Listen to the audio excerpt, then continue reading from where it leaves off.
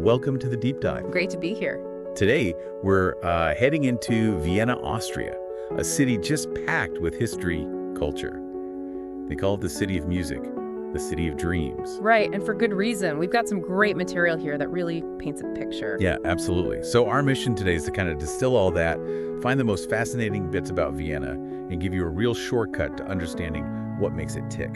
Sounds like a plan. So where do we even start with a city like Vienna, its origins? Well, the sources take us right back, way back actually, to its Roman roots. Roman. Yeah, it started as Vindobona. It was a Roman military outpost, kind of guarding the edge of the empire. Wow. So this grand cultural capital began basically as a fort on the frontier. Pretty much. It's quite something to think about, isn't it? This hub of art and music starting out as, a defensive line. That's an incredible journey. From outpost to, empire. The material says it grew over centuries, eventually becoming the capital of the Holy Roman Empire in the 13th century. Exactly. That's a huge leap. What drove that kind of transformation? Well, that elevation was key. It really set the stage for what most people think of when they picture Vienna, the Habsburg era. Ah, the Habsburg. Yes. Our sources really highlight the 18th and 19th centuries. That's when Vienna, under the Habsburgs, just blossomed architecturally, culturally. Yeah. It became the imperial capital we still see traces of everywhere. And you definitely see those traces in the landmarks. I mean, the Hofburg Palace, the text mentions over 2,500 rooms. It's immense. How do you even manage a place like that? It was just living space, or? Well, that's the interesting thing. It wasn't just living quarters. It was the heart of power. You had the imperial apartments, sure, but also the Sisi Museum, the Royal Silver Collection, even the Austrian National Library is in the complex. All packed in there. All packed in. It shows how the Habsburgs projected their power not just militarily, but through culture, knowledge, history. It was a deliberate statement. A curated legacy. Precisely. And don't forget the Spanish writing school right there, too. That tradition of horsemanship, it's a direct link back to that imperial pageantry, still going strong. It really is like stepping back in time. Okay, then there's Stephansdom, St. Stephen's Cathedral. 800 years, right in the city center. An incredible survivor. The text mentions its Gothic architecture, intricate stone carvings. Must be quite something to see up close. Oh, absolutely. And those carvings, they often told biblical stories, visual lessons for people back when many couldn't read.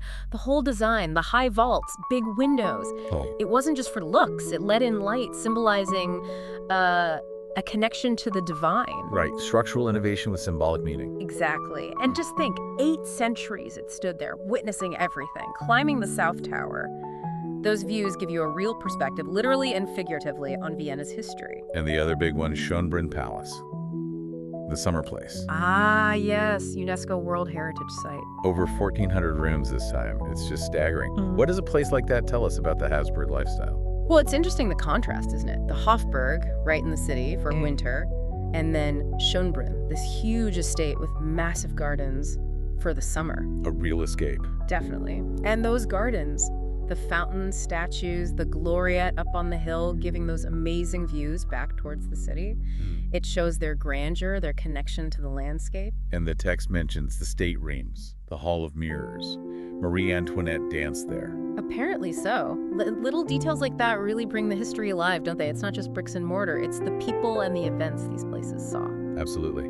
Okay, let's shift from the palaces, the imperial side, to Vienna's cultural institutions.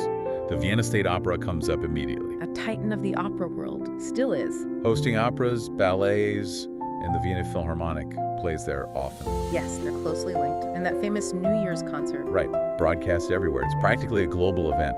What is it about Vienna and music that's so enduring? It's just deeply embedded in the city's identity.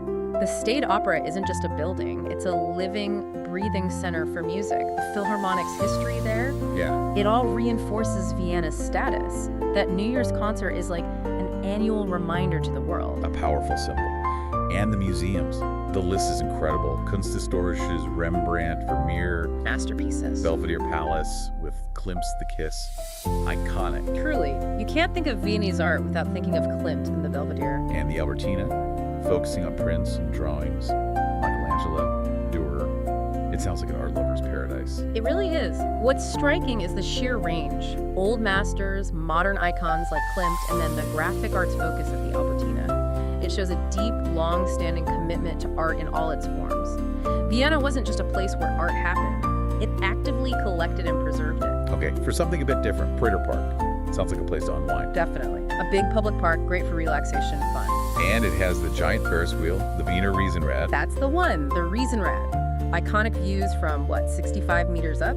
Yeah, something like that. What's the role of a big public park like that, right near the center? I think it shows Vienna understands balance. You need spaces for leisure, for greenery, alongside all the culture and history.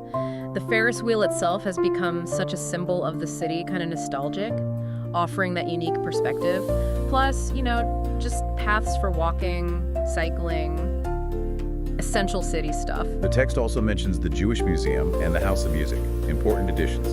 Very important. They address specific, crucial parts of Vienna's story.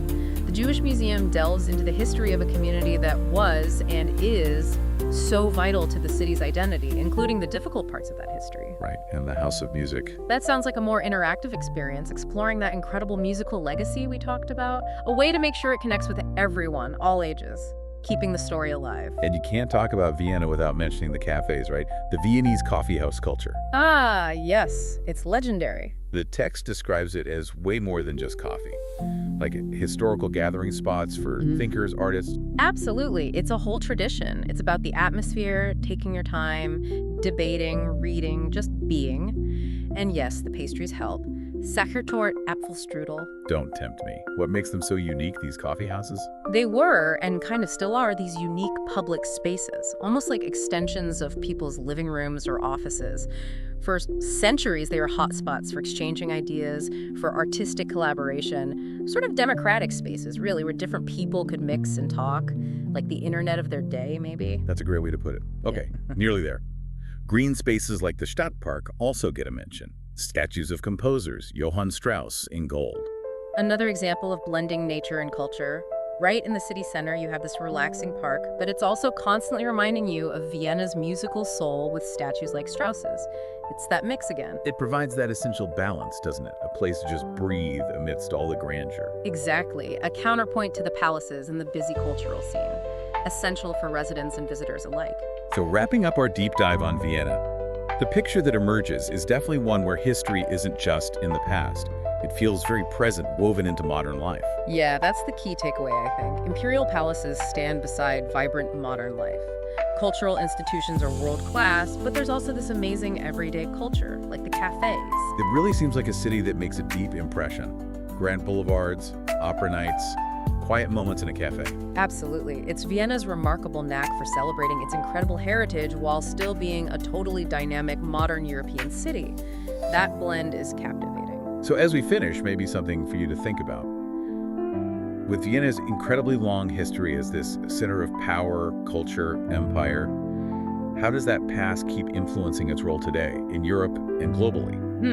And maybe, what can other big cities learn from how Vienna manages to blend that deep tradition with, everything modern life throws at it? Good question. Something to ponder long after this deep dive.